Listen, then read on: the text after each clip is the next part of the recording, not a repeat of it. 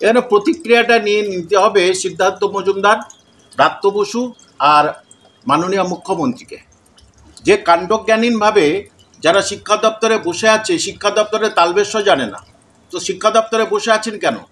দেখুন, ভারতবর্ষের ইতিহাসে এই প্রথম 100% পেয়েও তারা কল ফর ইন্টারভিউ নেই। 100% পেয়ে, হ্যাঁ, 70 নম্বরের পরীক্ষা কাদের? ফ্রেশারদের 60+10, ওদের এক্সট্রা 10 নম্বর, তাহলে ওদের 80 নম্বর। কিন্তু এদের 70 নম্বরের পরীক্ষা, 70 নম্বরের পরীক্ষা কি করে কাট অফ হয় 72, 73, 75, 76? আমি ফ্রেশারদের কথা বলছি। ফ্রেশাররা 70 নম্বরে পরীক্ষা দেবে, সেটা আপনারা জানিয়ে দিয়েছেন। তাহলে কিভাবে সেখানে কাট অফ 70-এর উপরে কাট অফ হয়? ভারতবর্ষ তার পৃথিবীতে হয়েছে এরকম ঘটনা? যে সুতরাং, এবং আরেকটা মজার কথা দেব, খুব মজার কথা, 1996 or 1997-এ তাদের ডেট অফ বার্থ পরিষ্কার করে দেখা যাচ্ছে, এবং এটা মাস্টার ডিগ্রি রেজাল্ট বার হয়েছে। তাহলে আপনি 1996 থেকে হিসেব করুন, তাদের হচ্ছে কে মাস্টার ডিগ্রি এবং বিএড এবং 5 বছরের এক্সপিরিয়েন্স ধরলে তাদের তারা এক্সাম দেবে 2026 সালে। বুঝতে পারলাম? 2026 সাল হয়। তাহলে 2016 সালে যখন ফর্ম ফিল আপ হয় 19শে ফেব্রুয়ারি, আর ফর্ম ফিল আপ শেষ হয় 15 মার্চ 2016 সালে, তাহলে তখন তো তারা ওটা জমা দিয়েছে। তাহলে কি তারপরে বিএড করেছে? বুঝতে পারলাম? তারপরে কি মাস্টার ডিগ্রি করেছে? এরকম অনেকেই এর ভিতরে আছে, মানে জ্বলন্ত একেবারে কারাপশন করেছে, দুর্নীতি করেছে, একেবারে সবাইকে জানিয়ে দুর্নীতি করেছে, আমি দুর্নীতি করব, তোরা যা করিস করবি। এবং দেখুন আরেকটা ব্যাপার, 1983 সালে যার জন্ম, 1984 সালে যার জন্ম, লকডাউনের আগে, তাহলে এদের যাদের জন্ম অনেক আগে, লকডাউনের পর থেকে নাম্বার বাড়ানো শুরু হয়েছে। তাহলে 83-84 সালে যাদের জন্ম, তারা মাস্টার ডিগ্রিতে কি করে ফার্স্ট ক্লাস পায়? 60% অ্যাবোভ, তারা সব 10, মানে ফার্স্ট ক্লাস পেলে তবে 10, তারা সব কি করে 10 পায়? তাহলে এই জিনিসগুলো মানে কিভাবে বোঝাবো? মানে কে যারা জানে এটা, তারা এটা বুঝতে পারছে যে রন্ধে রন্ধে পুরোপুরিভাবে দুর্নীতি হয়েছে, এবং যে প্রাইমারিতে বসেছে, প্রাইমারির যার এক্সপিরিয়েন্স সেটা সে যোগ করেছে এখানে। অসম্ভব ব্যাপার। কেউ কোনো আনএডেড স্কুলের শিক্ষক, সেখান থেকে সে পয়সা কড়ি দিয়ে সে সেখানে কিন্তু 10 নম্বরটা যোগ করেছে। তাহলে কি শুরু হয়েছে? এবং শুধু ফ্রেশারদের প্রতি অত্যাচার করেনি, অবিচার করেনি, যারা যোগ্য চাকরিজীবী তাদের 40% তারা চাকরি পায়নি। তাহলে কাদের জন্য আপনি এই এসএলএসটিটা করেছেন? কাদের জন্যে? কতবার তখন আমি বারবারই বলেছিলাম যে ফ্রেশারদের আলাদা করুন, আর এই যে যারা 2016 এদের আলাদা করে দিন। কারোর সঙ্গে কারো ঝগড়া বিপদ হলে কে কার কথা শুনে?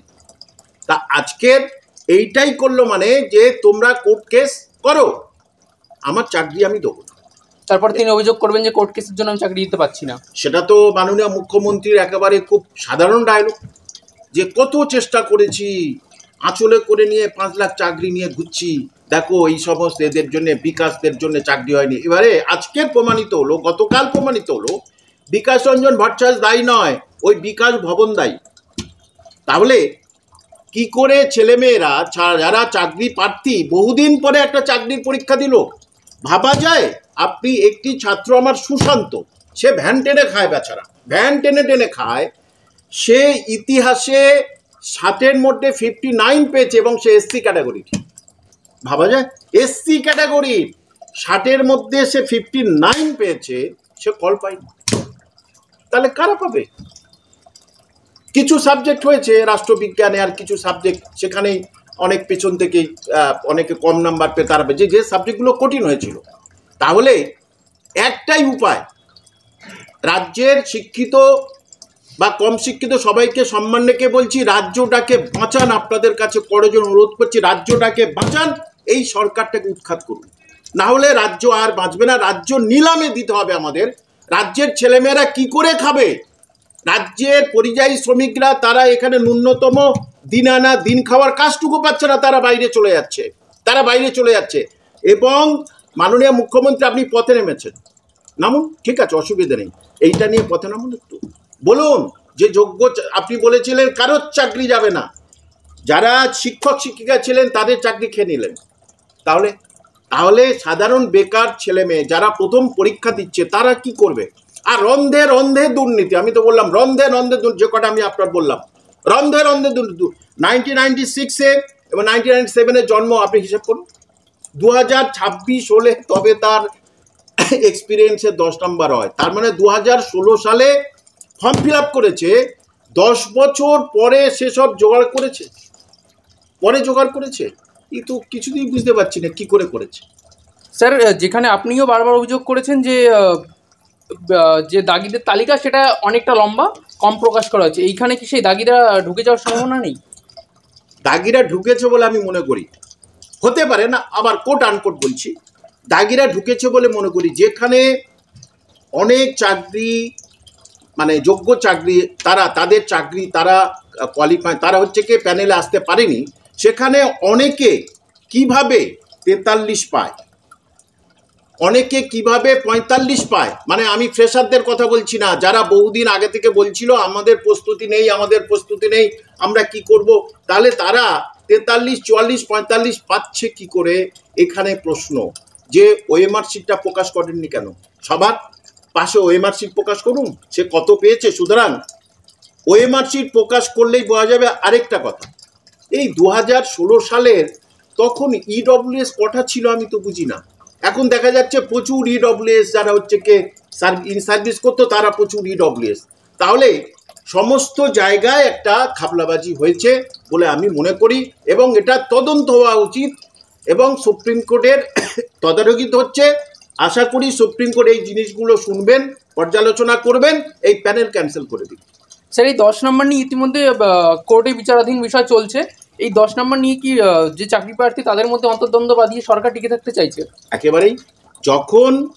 যখন গেজেটে কেউ দেখাতে পারবে না যে কোন জায়গাটা লেখা আছে 10 নম্বর আগে যোগ হবে, গেজেটে, কলকাতা গেজেটে 2 নম্বর পাতায় কে এবং এল পরিষ্কার আমার মুখস্থ আছে, সেখানে পরিষ্কার বলেছে 10 এক্সপিরিয়েন্সের 10 নম্বর যোগ হবে মেরিট লিস্টে, মানে ইন্টারভিউয়ের সময়, অর্থাৎ রিটেনে 10 প্লাস 60 প্লাস একাডেমিক, এই 70 নম্বরের উপরে ডিটেল। আমার কথা নয়, আপনারা তো নিজেটা লিখে দিয়েছেন। কোথায় আছে যে এই 10 নম্বরটা আগে যোগ করব? ইংরাজি পড়তে পারে না মনে হয় মাননীয় চেয়ারম্যান সিদ্ধার্থ মজুমদার, কি চাপে পড়ে এটা করেছেন?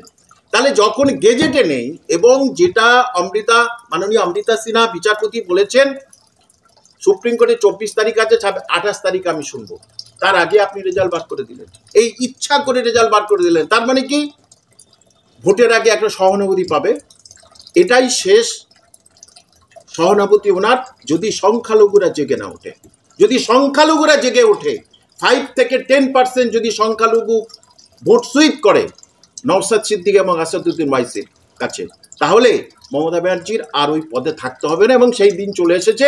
এত অত্যাচার করে চাকরিজীবী ছেলেদের উপরে, এত অত্যাচার করে যারা বেকার ছেলে মেয়ে তাদের উপরে, এর ফল ওনাকে ভুগতে হবে।